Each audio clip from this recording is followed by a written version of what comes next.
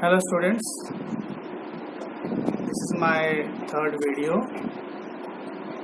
In the last video I had told you about chapter 2, class as the basis of all computations. Today we are going to see chapter 3, that is about user defined methods or functions.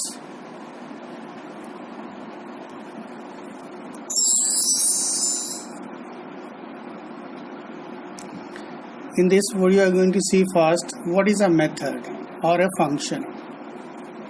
A method or a function can be defined as a set of instructions or statements to perform a certain task. It can also be told as a sub-program, sub-procedure, which is a part of the main program. In the last video, we had seen about the objects. Like objects have characteristics and behavior. In software terms, an object is a software bundle of variables and related methods. And the characteristics are represented as data members or variables, and behavior is represented as methods or functions. In Java, method or function is same. So today we are going to see what a method is or function, which shows the behavior of an object. Now see how a method is defined or declared, called method definition. The general format or the syntax of a method definition is access specifier, modifier, return type, void, method name, parameter, list or arguments, and then in the bracket we have the body of the method. For example, public static void sum integer a, integer b, then in the bracket integer s is equal to a plus b, system out print line sum is equal to plus c in the bracket. So in this what we see is public is access specifier and static is a modifier, void in place of return type. If there is no return type, we are writing void. Then we have method name, that is sum here, and then in the bracket what we have is called parameter list. Here we have got two integer variables, integer a and b. They are called parameters or arguments. And in the bracket we have the body of the method, and here there are two instructions, integer s equal to a plus b, that is to find the sum of a and b, and next line to print the sum with the message sum is equal to the value of s. This is how a method is defined or declared. Now the first line, what you see, first line of the function definition or declaration is called function prototype. That is this line, first line what we have of a method definition is called function prototype. For example, public static void main string args. So here this first line is called function prototype, which is composed of all these access specifier, modifier, return type or void, method name, parameter list or arguments. Then we can also write like public, integer, sum, integer a, integer b. So here there is a return type. When we have no void, then we write the return type. What the value it is going to return. We'll see how we return a value. Then this is the function name, and here inside the bracket we have the parameters or arguments. We can also write like public void check. So here when there is no return type, then we are writing void. This is the function name. This is the first line of the method definition. Then first part of this function prototype we have the access specifier. It is the term used to determine the type of access to the function, how far this function or method is going to be accessed. It can be public, protected, private or friendly. That we'll discuss later. So normally when we write public means this method can be accessed throughout the class or outside also. Then we have what is there in this bracket at last is a list of all the parameters, or it is also called function signature. Okay, function signature.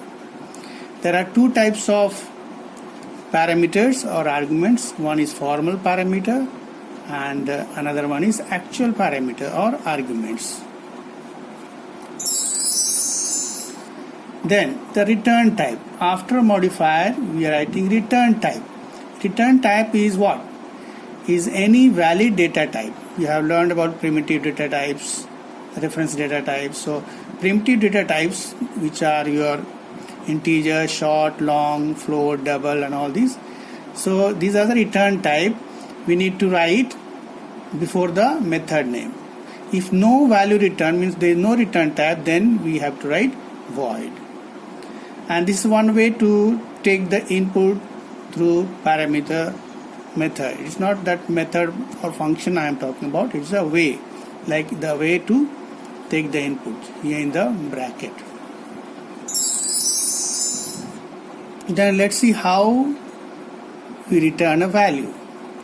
All methods except those of type void return a value. A value is returned from a method using return statement. For example, let's see a method or a function where there is a return statement. Here we see it's a part of a class, so it's a set of instructions here. Here we have after public double. Double is the return type. It means it is going to return a value. This is the name of the method or function, and inside the bracket we have the two integers. These are the parameters. So one way to take the input also inside the method and to perform certain tasks. Inside the body we have s square plus b and return s. So here return is the statement used to return a value. Okay. Here in this what will happen? If you execute this method, it will not print a value of s. Rather it will return the value to the calling method. So this method sum will be called by some other method and it will return the value to that method.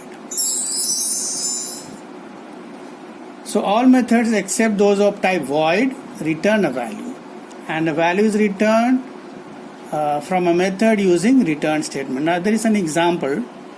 If two persons are asked to do some work, first one stitches the curtains or cloth and returns with a value. It can be a stitched curtain or a stitched cloth. But the second one, if he is asked to clean the house, he will clean, but he will not return with any tangible value.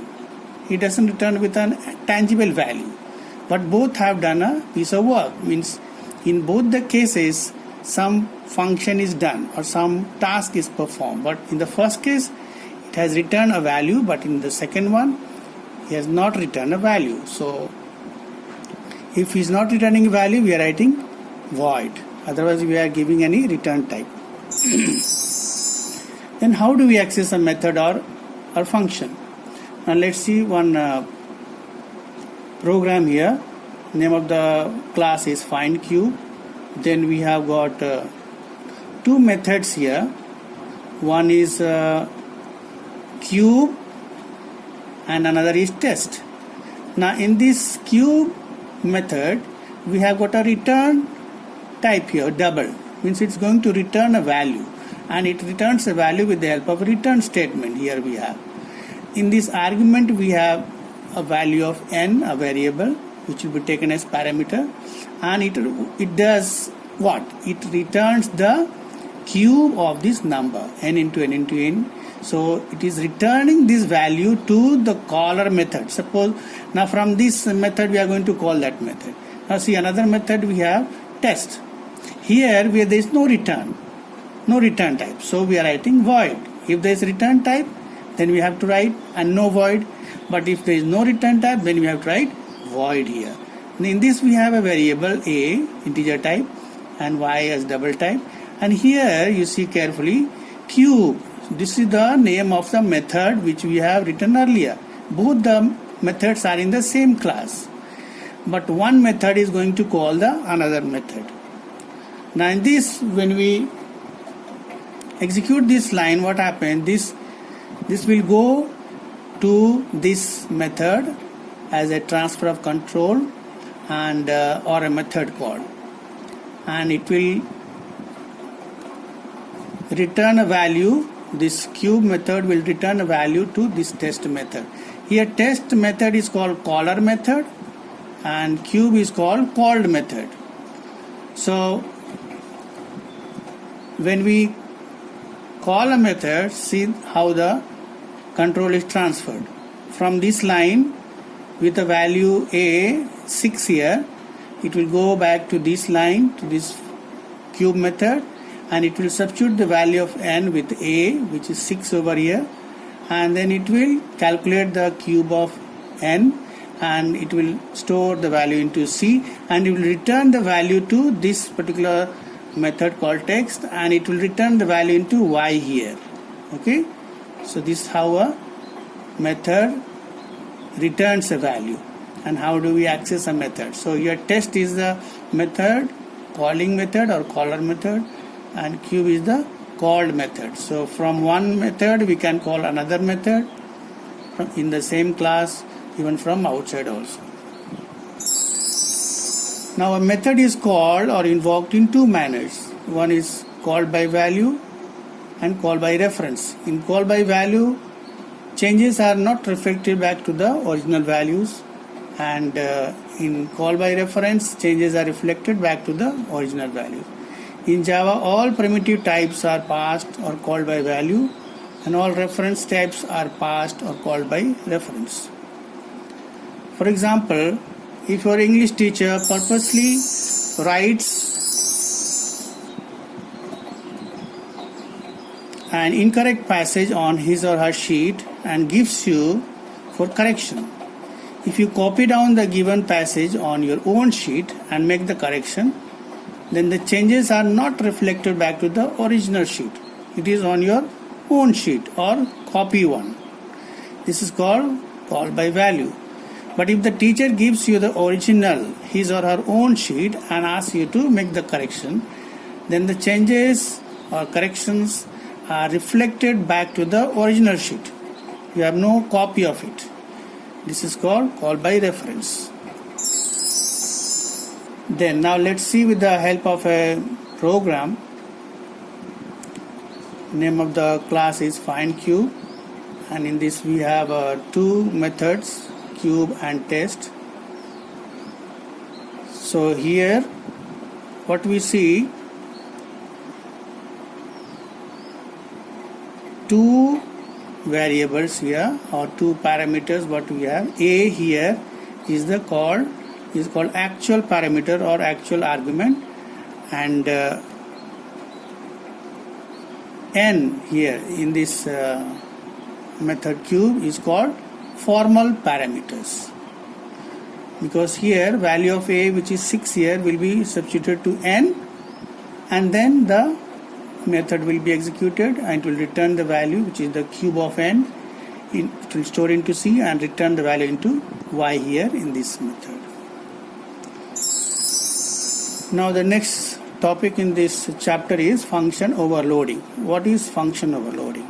It's a process of creating overloaded functions. Now what is an overloaded function?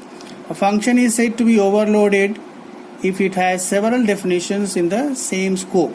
It's in the same class. There can be number of methods with the same name but different signature that are differentiable by the number of types of arguments, or called function signature. That means there can be more than one function with the same name but differing in their signature. So two functions are overloaded if they have same function name but different signatures. Like in a class there can be 2-3 Amits.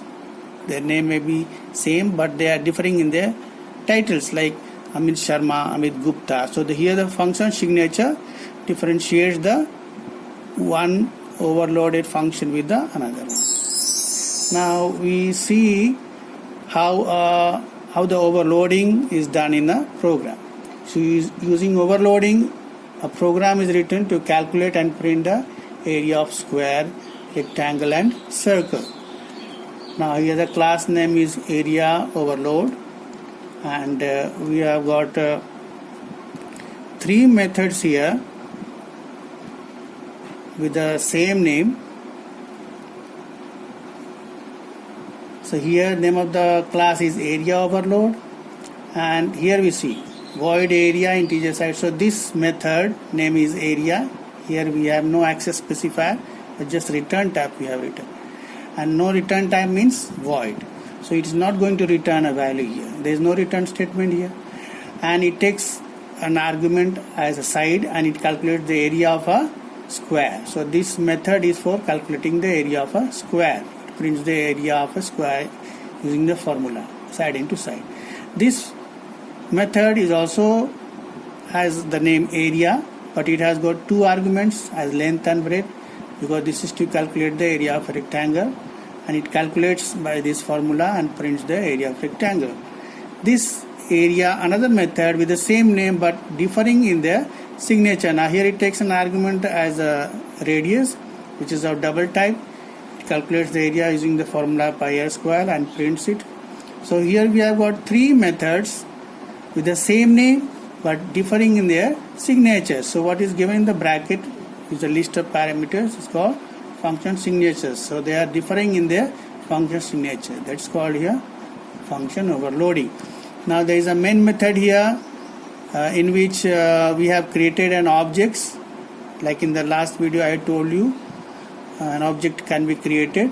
Like here, this is a class name area overload, and here is the object name. New is the operator to create an object. Like here, fruit mango is equal to new fruit. So here AR is the object name here. So this class area overload has got area as a function, overloaded functions.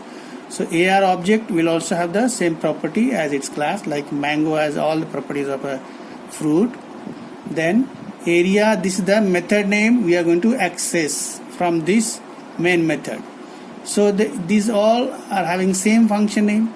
So same function name, but they are differing in their signature. Like here, when you ask to execute the area method, then which area method to execute? It will see the argument which is given at last after the function name. So here 3 means it's integer value. That means it will take this area to be executed to find the area of a square.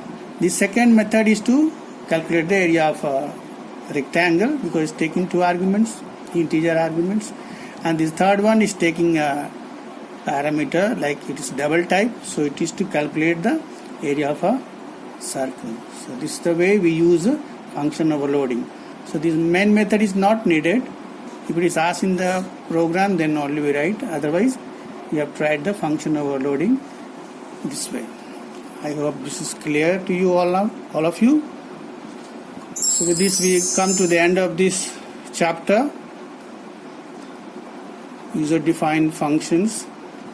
So see you in the next video. Then till the time, take care. Okay, bye.